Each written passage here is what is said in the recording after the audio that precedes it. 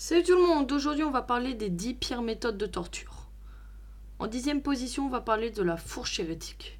Cette pièce de métal pointue aux deux extrémités ressemblant à une fourchette était attachée au cou des prisonniers.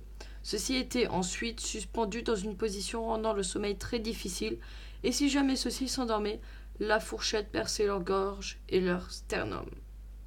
Après en 9e position, il y a la crucifixion. Très connue grâce à son utilisation sur un célèbre personnage biblique, cette méthode de torture consiste à attacher ou clouer une personne sur une grande croix en bois où elle était ensuite laissée suspendue jusqu'à sa mort. 8e position, la Vierge de Nuremberg. Cet instrument de torture a la forme d'un sarcophage est fait de fer ou de bois. De longues pointes métalliques garnissent l'intérieur des portes et transpercent lentement l'occupant lorsque le couvercle se renferme plus ou moins rapidement. En 7e, on retrouve la méthode de l'empalement. Comme son nom l'indique, cette torture consiste à forcer une personne à s'asseoir sur une barre large et pointue. La victime descend petit à petit le long de la barre à cause de son poids et meurt empalée. 6e position, le taureau d'airain. Il s'agit d'une énorme pièce de métal ayant la forme d'un taureau, avec une porte sur le côté. La victime était placée à l'intérieur, puis un feu est allumé en dessous de lui. Le métal chauffait énormément. La victime finissait par rôtir vivante. Grâce à une ouverture, les cris de la victime étaient amplifiés. Après, en 5e position, il y a la manivelle intestinale. La victime attachée à une table et consciente reçoit une incision au niveau de l'abdomen. Le bourreau attrape alors un bout d'intestin et l'accroche à un crochet qui est relié à une manivelle. L'intestin grêle est alors lentement retiré du corps. Le système pouvait sortir de 3 à 6 mètres d'intestin. 4e position, on retrouve l'écraseur de tête. Faisant exactement ce que son nom indique, cet instrument utilise une vis pour comprimer le crâne de la victime. Les dents étaient les premières à y passer, suivies par les yeux et pour finir par le cerveau.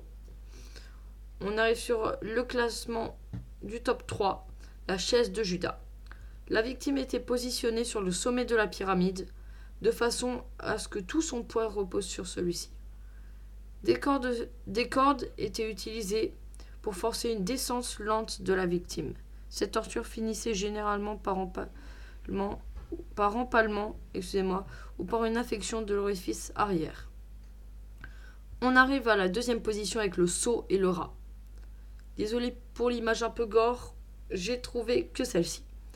Cette torture atroce consiste à piéger un rat dans un seau, puis poser ce seau sur le ventre de la victime en position retournée.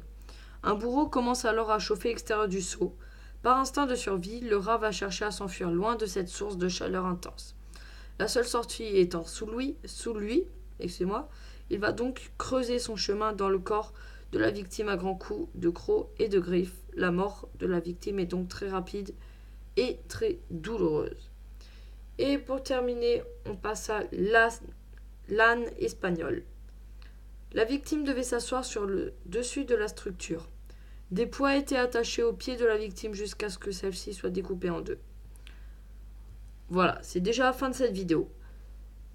Je vais améliorer mon commentaire parce que je vous avoue, il n'est pas terrible, mais dans les prochaines vidéos, ne vous inquiétez pas, il y aura une vraiment meilleure qualité de commentaire. C'est juste que je commence sur YouTube et du coup, voilà. En tout cas, si la vidéo t'a plu, n'hésite vraiment pas à t'abonner pour être prévenu à chaque sortie de mes vidéos. On se retrouvera pour une prochaine vidéo. Pendant ce temps, portez-vous bien.